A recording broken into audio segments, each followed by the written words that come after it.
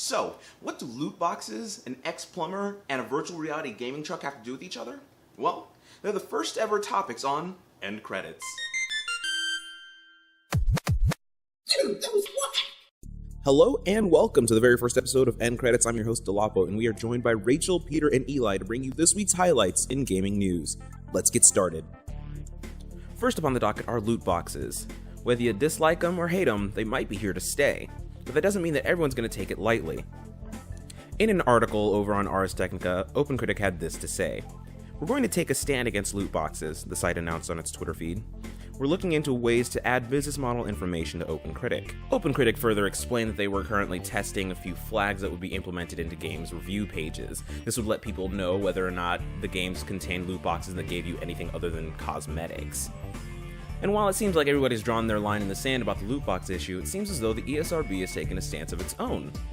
In an interview with a spokesman for the ESRB, this was said: "ESRB does not consider loot boxes to be gambling. While there's an element of chance in these mechanics, the player is always guaranteed to receive in-game content, even if the player unfortunately receives something they don't want. We think of it as similar in principle to collectible card games.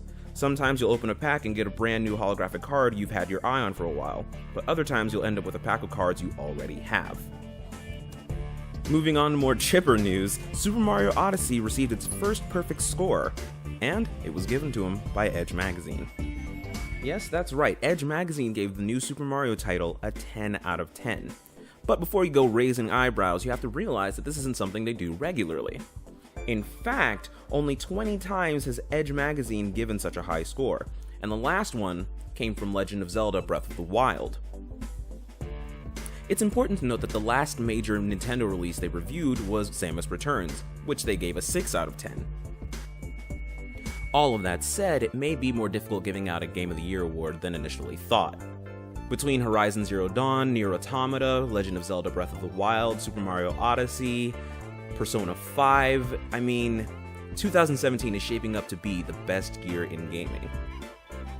And our last piece of news involves a children's hospital and a virtual reality gaming truck. This Friday, the 559 VR game truck made its way to the Valley Children's Hospital to give the kids a chance to play with the virtual reality gadgets. The 559 VR game truck has been to several locations from schools to malls, and it's great to see them bringing a great experience to the Children's Hospital. Welcome to Hot Off the Shelf, where we discuss this week's most anticipated game releases. October 10th was particularly exciting for Tolkien fans as Middle-earth: Shadow of War, the much-anticipated sequel to Middle-earth: Shadow of Mordor, hit worldwide release for the Xbox One, PlayStation 4, and PC. Shadow of War picks up where Mordor left off and takes many of its directional cues from Peter Jackson's film renditions of The Hobbit and, of course, The Lord of the Rings. Shadow of War has been well received by critics, with particular praise focused on gameplay mechanics, though some narrative changes have been labeled as potentially problematic to the canon. The 10th also saw the release of Raid: World War II for the PS4 and Xbox, having originally been released exclusively for the PC on September 26th. Surprising no one, Friday the 13th proved to be a fantastic day for the horror lovers, much like myself. Friday the 13th, the game, already a hit, finally made it out of digital release and onto worldwide disc release. Most importantly, The Evil Within 2 hit worldwide release for the PC, PS4, and Xbox One. This is, of course, the sequel to The Evil Within, released in 2014. Much like its predecessor, Evil Within 2 is a third-person survival horror game, and the player once again navigates the universe's twisting, demented landscapes as Detective Sebastian Castellanos, this time seeking to save his daughter, Lily. Early reviews have been positive, stating that, while not entirely original, the gameplay is enjoyable and fans of the first installment will not be disappointed. Lastly, our honorable mention goes to The Flame in the Flood, a charming roguelike survival adventure game, finally available for the Switch on October 12th. That's it for this week's hot releases. Thank you for joining us, and we'll see you next time. Today in the Dev Spotlight, I'm going to talk about a man named Joe Madureira. Joe is the co-founder of Airship Syndicate that just recently released Battle Chasers Night War, a JRPG with turn-based combat that harkens back to the old Final Fantasy games. He was also the co-founder of Vigil Games, the studio which brought us Darksiders 1 and 2, where he served as the creative director up until THQ, Vigil's parent company, went bankrupt. before Joe got into game design, he was an accomplished comic book artist working on multiple comic runs from Marvel, including Uncanny X-Men, Astonishing X-Men, The Ultimates 3, and Savage Wolverine. Between 1998 and 2001, he did an extremely popular 9-issue run of Battle Chasers, which he published through his own label named Cliffhanger, that he and 2 other artists had made. Even though it was massively popular, Joe made the decision to cancel the 10th issue and get back into game design. Airship Syndicate was the brainchild of Joe, his brother Steve, and a man named Ryan Stefanelli. They had all previously worked together at Vigil and came together with making Battle Chasers Night War in mind. They recruited some like-minded old co-workers and went to town. Battle Chasers Night War was 100% funded on Kickstarter and was so overwhelmingly popular, Joe has said he's going to do 3 more issues of the Battle Chasers comic books just to finish off the story arc of the originals. Welcome to The Customer is Always Right, a segment where I take a look at games on Steam and show you some funny things people have said about them. First on the list for today is Dream Daddy, a dad dating simulator. This game was developed and published by Game Grumps, a popular and successful Let's Play show, and it is a dating simulator where you can step into the shoes of a dad and try to seduce other dads.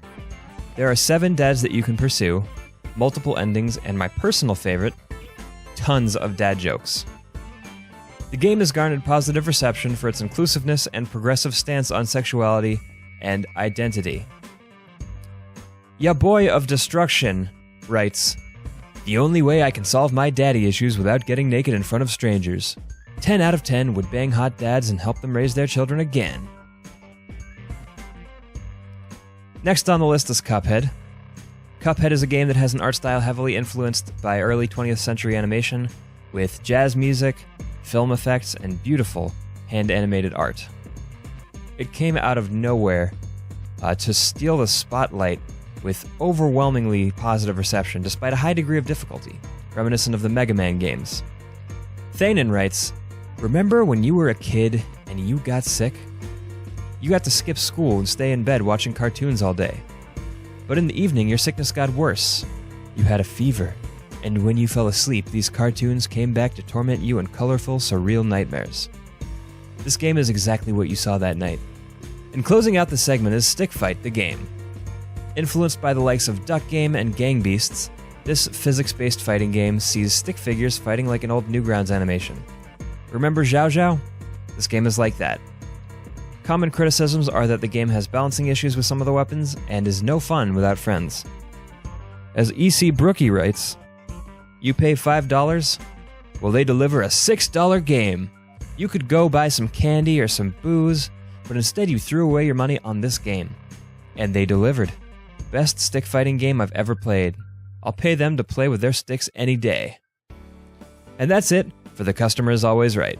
Tune in next time. Thank you, Eli, and thank you guys for tuning in. If you enjoyed it, please feel free to go ahead and hit that subscribe button. It really lets us know that you enjoy the content. And if there were any news stories that you found particularly interesting that you want to voice your opinion on, go ahead and leave those in the comments. Be it the Game of the Year awards, or maybe VR gaming and trucking and coming around to your neck of the woods. Who knows?